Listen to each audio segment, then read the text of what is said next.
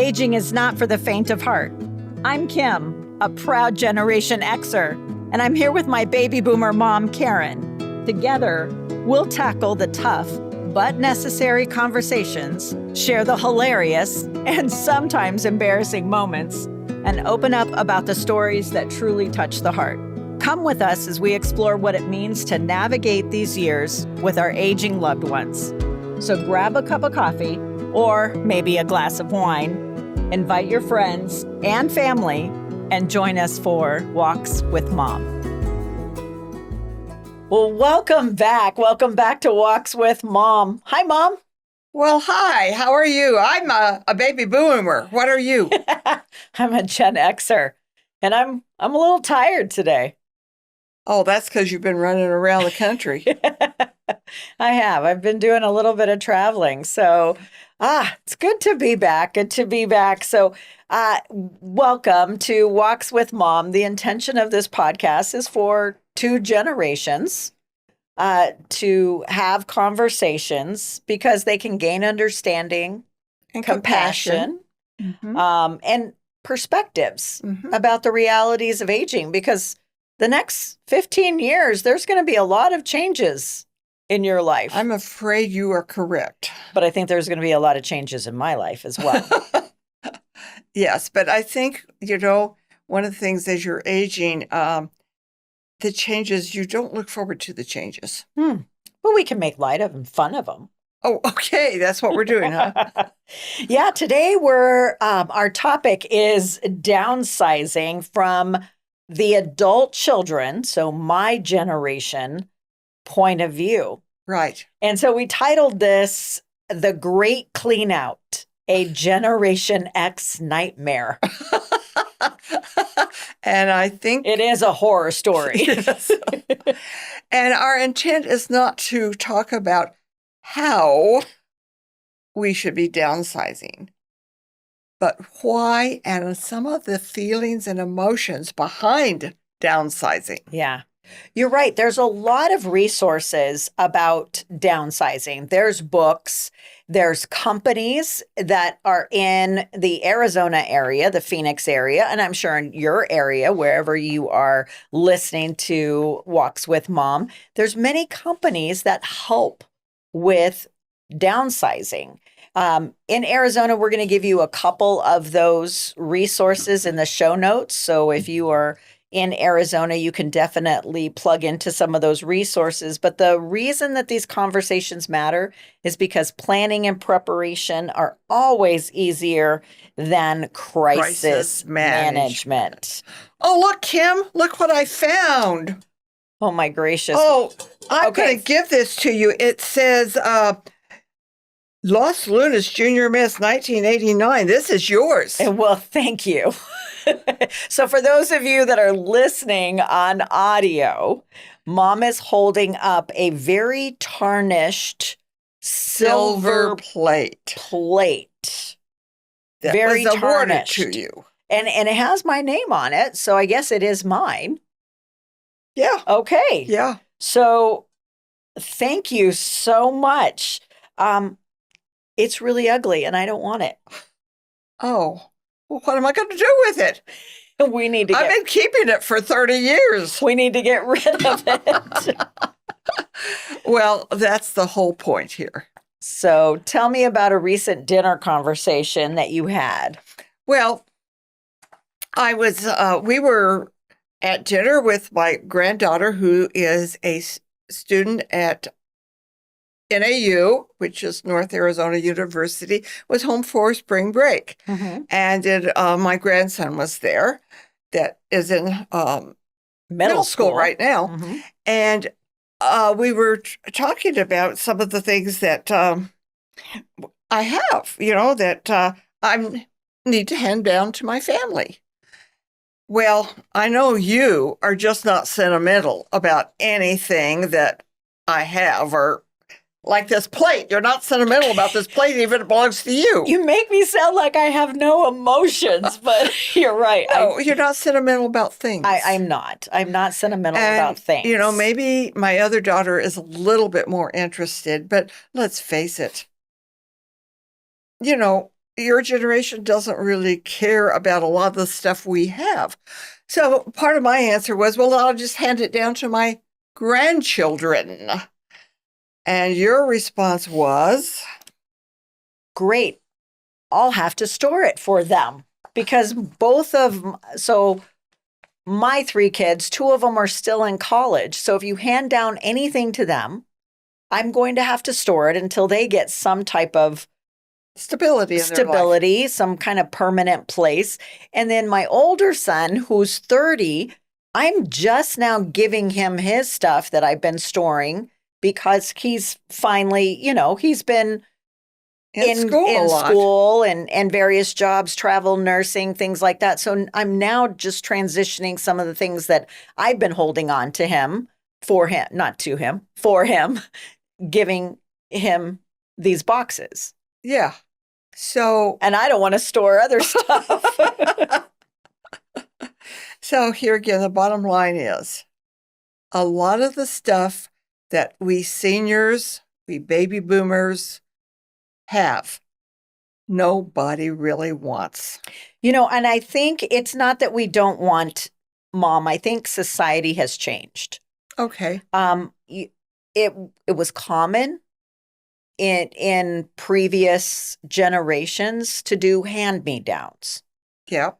That was most common. It's not as common anymore to do hand-me-downs. Well, and we're talking about not just clothes, but we're talking about silver, dishes, china hutches, all of those things aren't as, I don't think my generation or even the generations after me are really looking forward to. Now, there might be a couple of pieces here and there, but all in all, we're not hoping to, get everything from the generation, well, I mean, from your generation. At one point, like I remember that my generation might be furnishing the household for someone. Right. Younger, a grandchild or whatever. And that just is not happening much anymore. It's not. And so the whole idea of downsizing becomes like a huge burden. And that's therefore the nightmare. Yes, to the adult children. Yes. That's the nightmare. Yes. Yes. So baby boomers, have you really thought about how much burden you are laying on your children in the future? I didn't. That was kind of like a revelation to me. When we started talking, wasn't it? Yes. I never really thought of it being a burden to them. But I shared with you 2 scenarios. Yes. Like scenario 1 is a parent or both parents or somehow have now passed, and the adult child is now dealing with grief, but has the added stress of going through all of the house and the belongings. And with that, the emotions of, well, what did my parents want done with this? What was their intent? And then if you have siblings or other people in the family, there becomes conflict. There becomes conflict that one sibling wanted this, one sibling wants that. What if they both want the same thing? Or they don't want to do anything with it. They want to keep it. Well, or for the they family. Don't want any of it. Yeah. And then there's the guilt of, okay, because I think I would have that because we've already identified I'm not sentimental, but I might have some guilt of just not feeling that you were sentimental. Yes, that I needed to keep this because I know some of the things were important to you. Another scenario is a parent moves into an assisted living. Mm-hmm. And again, now we're dealing with grief of that our parents are maybe not as independent. They'll not come back to their home that really they wanted to stay in. There might be some guilt because the adult child had to kind of move their parent already into whether the parent that. wanted to or not. And now we're left with, okay, now what do we do with these items? What do we do with this stuff? And I honestly, I think when I started sharing with you that I have a lot of adult children that I work with, that there's a lot of anger and resentment. Yeah, I can see that now I can see that, Really? Yeah. I never thought of it before. You just thought it was our responsibility Yes. to just. Yes. I think that we just assumed it was the kids' problem Really? and their responsibility. Yes.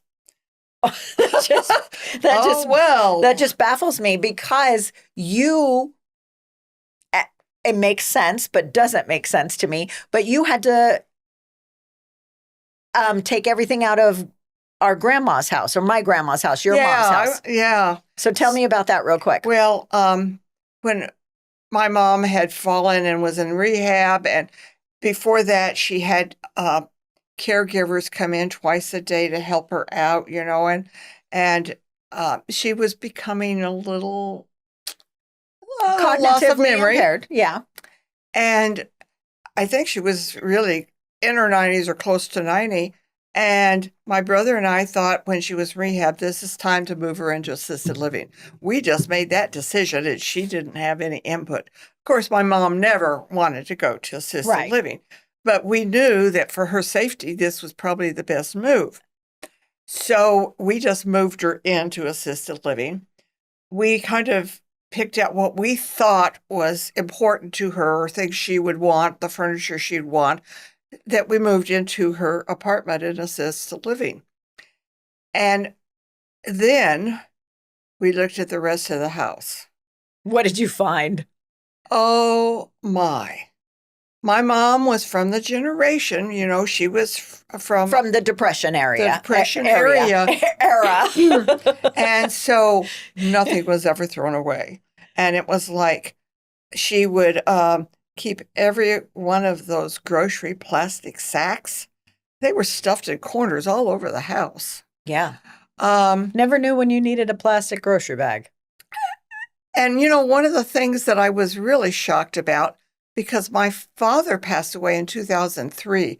So this was like, well, not. It was probably, it was more years. than, 8 years after he had passed. And we started cleaning out a drawer, and there were over 100 men's handkerchiefs in this drawer. And that's what men used to have, but Grandpa had been passed for many years, but she still held on to those. She still had these men's hankies. 100 or so. And so, this is astounding. Well, and then my mother was one of those people that kept every receipt, every bank statement, every tax return, the boxes in her garage that were just paper. Just was astounding. Loads in and loads fact, of paper. My brother was helping me, and he had an 8x20 flatbed trailer with, some rails. Yeah. And we loaded stuff for the dump and loaded stuff. He must have made 4 or 5 dump trips, just stuff to go to the throw dump. Away. Not things that were valuable, things that we could sell, just useless stuff. And then you guys had an estate sale. And we had an estate sale. For the other items. And she had some nice items, but whatever did not sell, what are you going to do with it? Yeah. You take it to Goodwill or Salvation Army. So it's interesting because you were surprised at my reaction. But I had already been through it. But you had already been through it. Yeah. And so it goes to show me that that's what you just thought would happen. You just, this is how it happened with your parents, and you had to deal with it. So you just thought that that's just the way it is. That then, I truly will deal did with not it. see that it was a nightmare, a burden for your generation. But let me tell you, I've got a different viewpoint now. Yeah. So Mom asked me, well, how does that make you feel? So can I transition to that, Mom? Yes. And I think I alluded to this earlier, obviously anger and resentment. But as I started processing, it actually felt like an unloving act. A very selfish, unloving act. If my parents leave me all of the burden to figure out. Now, I don't want you to misunderstand me. When you pass away, I understand there's going to be things I need to do. That's the reality. Yeah. But execution is much easier than the decision making. In other words, just taking care of what has to be taken care of. Yes. Like furniture or house or if something you've already like that. made it known that this is what you want done, this is what you want passed down, and you've downsized, you've got rid of a lot of things, it's much easier on me and my generation. I honestly, again, as I started peeling back the layers of the onion, I really felt that those of your generation that do not downsize and do not try to make a plan, it is actually an unloving, selfish act. That is a really illuminating. And I think that's where you started changing your viewpoint, right? Yeah. And the thing about it, she felt very strongly about this, if you didn't understand that yet. This wasn't just, oh, well, I think it would be nice. She feels very strongly about that, and I really can understand why. Yeah. I mean, I have been in people's homes, elderly people's homes. They have stacks and stacks and stacks of magazines, mail, advertisements. Sometimes even I am overwhelmed by what's in their house, and it's not my responsibility what's in their house, only in my house. Let's just make a hypothetical, right? You're 80. Let's say you live for 15 years. Mm-hmm. Okay. So you'd be 95. Mm-hmm. What would my age be at that point? 70. 70.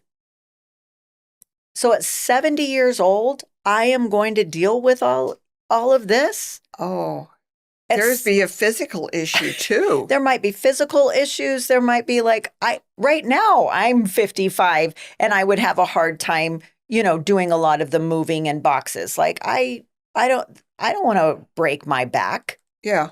So I feel very strongly about this. I actually think the hardest thing would be the decision making.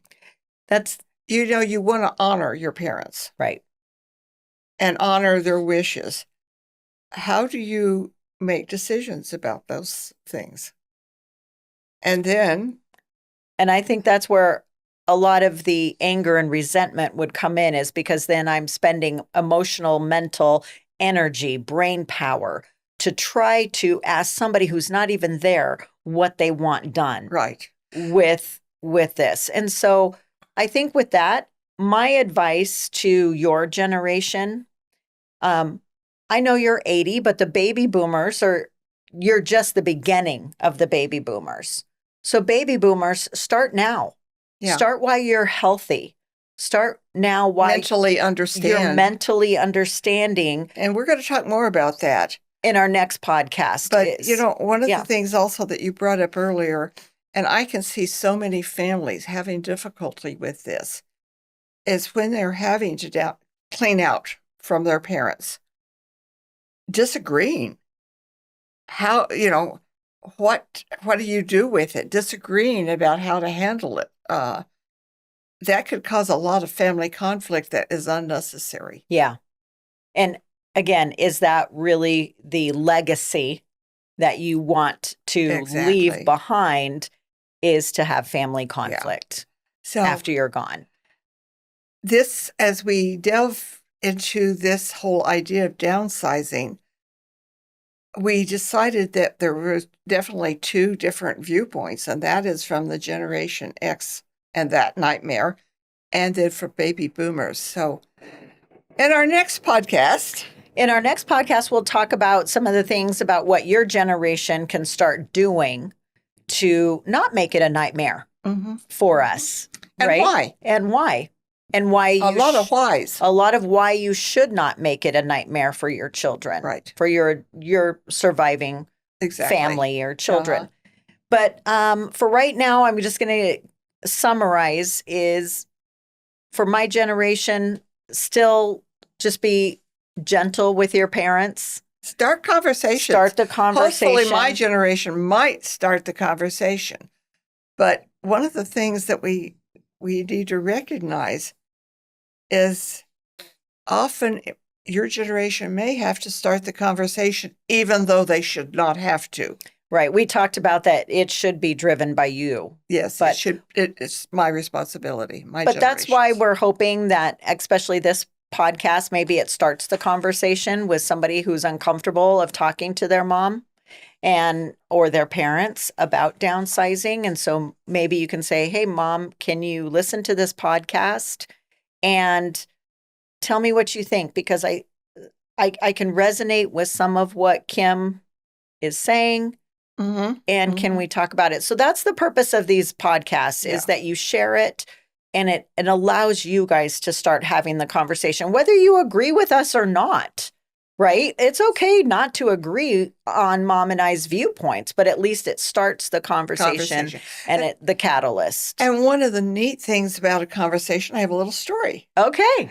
So we really go all out in our house decorating for Christmas.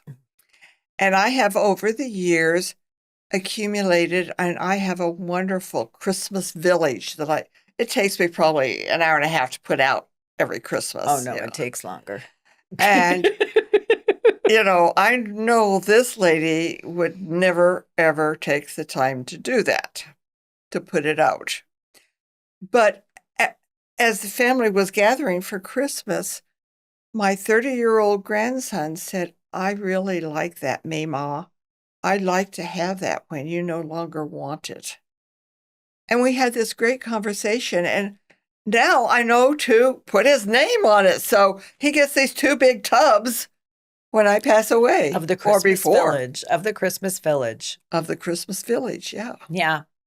So I think families can start having those conversations. And I think that was a great way that your grandson was curious about it, kind of vocalized that. And then you were open. And I was thrilled that somebody really wanted it. Wanted your stuff. Wanted my stuff, yes. Well, thank you so much for joining us for our episode, The Great CleanOut, the Generation X Nightmare. And hopefully that this has been helpful for you. Could you do us a favor and share this with someone, and also leave us a review? And in the meantime, we look forward to taking the next walk.